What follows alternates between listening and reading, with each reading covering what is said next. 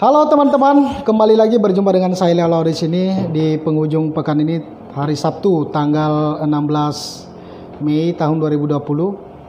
Apa kabar kalian di sana semua? Saya berharap di tengah pandemi global ini atau wabah COVID-19 ini dalam keadaan sehat walafiat, tanpa kekurangan satu apapun. Jadi sebelumnya mohon maaf ini teman-teman, saya pakai kacamata ini bukan untuk gaya-gayaan, melainkan untuk pengamanan diri terkait dengan wabah saat ini. Jadi teman-teman, yang mau kita bahas kali ini adalah sebuah cuplikan video ya, kejadiannya di depan Pengadilan Negeri Gunung Sitoli, Provinsi Sumatera Utara. Sebenarnya kejadiannya udah pekan lalu sih, tapi baru kita bahas kali ini untuk menambah wawasan bagi kita semua. Nah, jadi begini.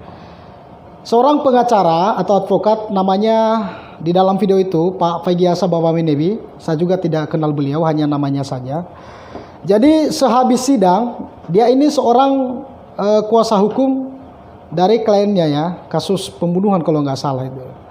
Saya nggak tahu persis pembunuhannya di mana, tetapi dialah sebagai pengacara ya, kata omnya. Nah, setelah itu sudah ditunggu di lobi pengadilan itu, dia diwawancara lalu di video. Di penghujung wawancara itu katanya, "Pak, kenapa membela yang salah atau membela yang membunuh?" begitu. Pokoknya macam-macam lah tanggapannya. Nah, sebelum kita mau menanggapin lebih dalam, agar kita tidak buyar untuk menanggapinya nanti, saya ajak teman-teman untuk menonton videonya secara utuh ya. Jangan sepotong-sepotong. Habiskan tonton videonya, habis itu nanti baru akan saya tanggapin lagi ya.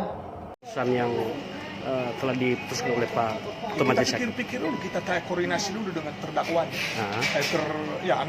Anaknya Pak ya. Dia yang menentukan itu, bukan kita langsung. Apakah ini naik banding Pak atau gimana Pak? Itu makanya saya bilang, dipikir-pikir dulu, kita tanyakan dulu kepada anaknya atau terdakwanya. Karena itu hak mereka. Mereka Pak ya. Tolong lah Pak, janganlah bela pembunuh lah Pak. Kami pun masyarakat juga ini Pak. Kita tolonglah Pak, Bapak itu seorang pembunuh Pak. Memang dia membela orang pembunuh ini. Kita tolong sekali ya Pak ya. Kami juga masyarakat Bapak. Ya. Sebaiknya Bapak itu menjadi contoh yang baik ke depan. Iya. Mana Bapak itu? Apa cocok ini pemimpin daerah? Jangan bela pembunuh Pak. Apa cocok ini orang yang membela pemimpin daerah? Membela pembunuh ini Bapak ini. Biar aja. Membela pembunuh. Jangan bela pembunuh dia, tolong Pak. Biar jalan hukum seadil-adilnya Pak. Jangan bela-bela pembunuh. Iya. Ya. Bapak selagi calon bupati.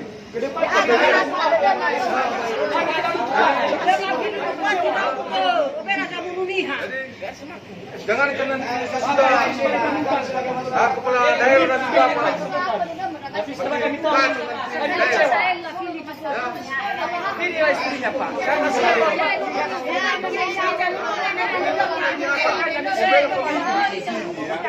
Bapak pegang sama Mau dengar pembunuh ini? Mau dengar tidak? Kalau tidak mau dengar, saya pergi. Kami tidak perlu mendengar. Ya sudah, saya pergi. Yang penting menjadi orang membela pembunuh. Oke ya, saya pergi. Iya Bapak pegang sama Mendes. Saudara memilih beliau. Kalau mau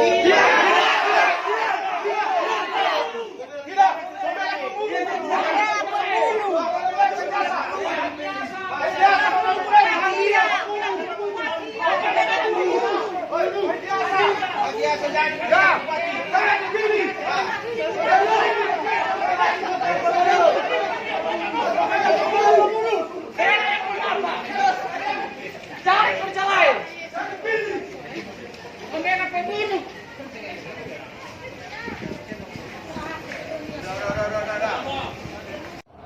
Nah, setelah teman-teman semua menonton video tadi itu, saya sangat prihatin sekali ya. Tapi yang pertama dulu mau saya tanggapin adalah turut berduka cita kepada keluarga korban dan turut prihatin. Semoga diberikan kesabaran dan kekuatan oleh Tuhan ya. Nah, yang mau saya tanggapin ini adalah anggapan ya orang-orang kepada Pak Fegiasa Bawamenewi selaku kuasa hukum atau pengacara ya. terdakwa. Sebenarnya pertanyaannya begini, kenapa membela orang yang membunuh? Ya, jadi teman-teman perlu saya jelaskan di sini. Pengacara itu salah satu penegak hukum juga. Jadi dia setara dengan polisi, hakim, jaksa, atau ya bahkan KPK sekalipun lah, atau penegak hukum lainnya. Apa alasannya? Ada alasannya, bro. Ada dasar hukumnya. Coba lihat pasal 5 ayat 1 Undang-Undang nomor 18 tahun 2003 tentang advokat. Advokat itu berstatus penegak hukum, berarti setara kan? Nah, artinya dia tidak membela kesalahan terdakwa, ya. Dia hanya membela kepentingan terdakwa, hak-hak daripada terdakwa itu. Apakah itu tersangka, apakah itu misalkan perdata tergugat, penggugat, ya. Dia hanya membela hak atau kepentingan hukum, ya. Pertanyaannya, apakah seorang tersangka atau terdakwa punya hak juga? Negara memberikan haknya juga, bro and sis, ya. Coba dibaca di pasal 65, ya, KUHP. Ya, di situ tertera hak daripada tersangka atau terdakwa. Dia berhak didampingi pengacara atau penasihat hukum, ya. Dia berhak segera diadili dan berhak mengajukan saksi lah atau segala macam. Nah, artinya yang mau saya katakan ini adalah jangan kita seolah-olah kita yang benar lah, ya. Saya tidak dalam kapasitas membela Pak Fagi Asbabawaminibi, saya nggak ada urusan dengan beliau dan saya tidak kenal. Tetapi ketika saya melihat ada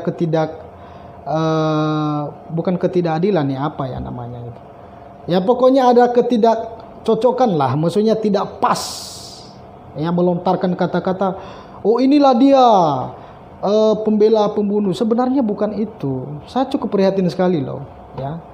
Sekali lagi, pengacara itu adalah profesi mulia atau officium nobile, ya, nulisnya itu. Jadi dia itu bukan semata-mata membela kesalahan orang yang bersalah, tidak. Jadi sebenarnya itu hanya membela, ya, hak-hak hukum atau mempertahankan hak hukum dari seorang tersangka atau terdakwa yang menjadi kliennya. Jadi pengacara itu bekerja sesuai dengan amanat undang-undang, bro dan sis. Ya, sudah jelas saya katakan tadi, ya. Di Undang-Undang nomor 18 tahun 2003 itu tentang advokat sudah jelas itu. Berarti dia bekerja di ruang lingkup itu. Apakah itu Anda sebagai tersangka, korban, terdakwa, penggugat, tergugat, dia berhak untuk membela haknya. Nah, jadi yang mau saya katakan di sini adalah jangan sikit-sikit kita membuli seseorang, ya, karena kita tidak suka, lalu karena kita keluarga dari korban itu. Boleh-boleh aja perasaan itu atau sikap itu, cuman kurang etis lah, tidak pas timingnya. Karena kenapa? Ya, dia berhak juga untuk melakukan pembelaan hukum terhadap klien dia, kan gitu. Nah, jadi itu yang saya mau tanggapin ini. Jadi artinya agar juga menambah wawasan bagi kita semua. Jadi apa sih pekerjaan pengacara itu? Emangnya kurang kerjaan aja? Nah, itu dia tadi. Saya sudah sebutkan. Dia bekerja berdasarkan undang-undang, coy. Sama seperti kejaksaan, dia berdasarkan undang-undang. Kepolisian juga bekerja berdasarkan undang-undang. KPK juga berdasarkan undang-undang. Bahkan Pak Jokowi, Presiden Republik Indonesia ini, bekerja sesuai dengan undang-undang. Ya, sama semua itu. Jadi negara kita ini negara hukum. Nah, jadi ya kita serahkan aja lah proses hukumnya itu. Saya tidak tahu persis juga terkait dengan perkaranya di Pengadilan Negeri Gunung Sitoli. Hanya saja cuplikan itu sekilas saya melihat ada terdakwa pembunuhan, lalu Pak Fagi Asbabawaminibi itu menjadi kuasa hukumnya.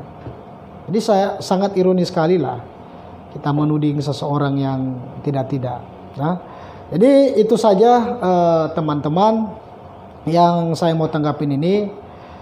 Saya dalam kapasitas juga tidak menggurui, ya. Saya hanya mengajak teman-teman di luar sana untuk ya berpikir jernih mengenai profesi pengacara itu.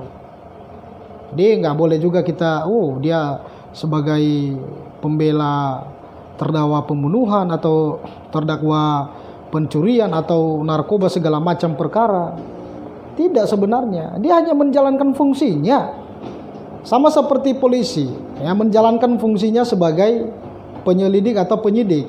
Begitu juga dengan jaksa, menjalankan penuntutan, hakim memutus perkara ya, dan lain-lain sebagainya.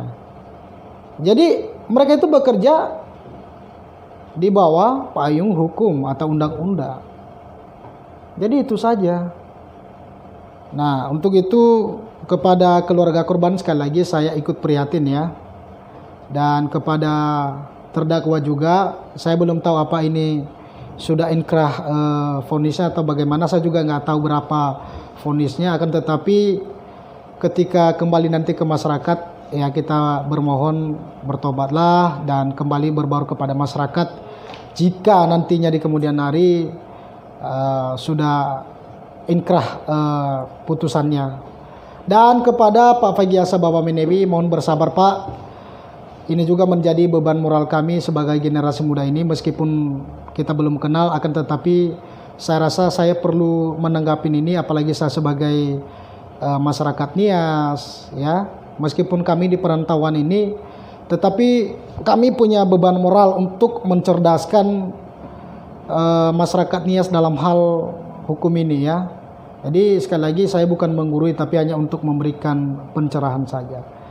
Jadi demikian saja, saya berharap Anda di luar sana sehat walafiat, dan salam dari saya Leo Halawa. Bye bye.